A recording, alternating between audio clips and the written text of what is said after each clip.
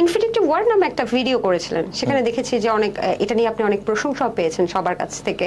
তো সেখান থেকে কত টাকা খরচ করেছিলেন আপনি সেই ভিডিওতে, নাকি সবগুলো স্পন্সর ছিল বা মাগনা করেছেন? ওটাতে হচ্ছে যে খরচটা ক্যালকুলেট করা একটু টাফ, বিকজ অনেক কিছু হচ্ছে কোলাবোরেশন ছিল, যেমন সিএম ভাই তো তাদের প্রমোশন ছিল, সিএম ভাই আসছিল, রিপন ভাইকে হচ্ছে আমার ম্যানেজার যে আয়মান, ও ম্যানেজ করছিল রিপন ভাইকে। এন্ড যে গাড়িটা ছিল সুপ্রা, এটা অ্যাভিগানোরে ছিল, অ্যাভিক ভাই ছিল। গাড়িটা আপনার ছিল না? না না, আমি এত বড় লোক না যে একটা সুপ্রা ওন করতে পারবো। ও আচ্ছা, আমি তো আজকে খুশি হয়ে গেছিলাম যে আপনি এত বড় বড় লোক আসতেছেন। এনিওয়েজ, তারপর অনেকগুলো আমি এরকম খুশি হয়, বাট পরে দেখে যে আমি বড় লোক না।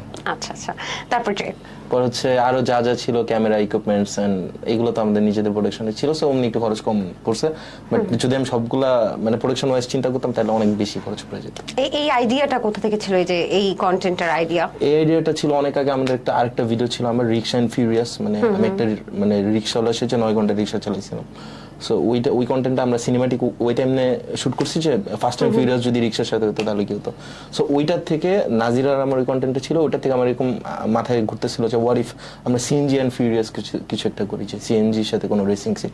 এই রাইট মোমেন্টে আবার সিএম ভাইয়ের সাথে কানেক্ট হয়েছিলাম আর কি এই ব্যাপারে। তো দুইটাকে অ্যালাইন করে আর কি, যে সিএনজি আর সুপার রেস, বাট বাংলাদেশের র মানুষদের জেতানোর জন্য আমরা সিএনজি কে উইন করাবো। That's the plan.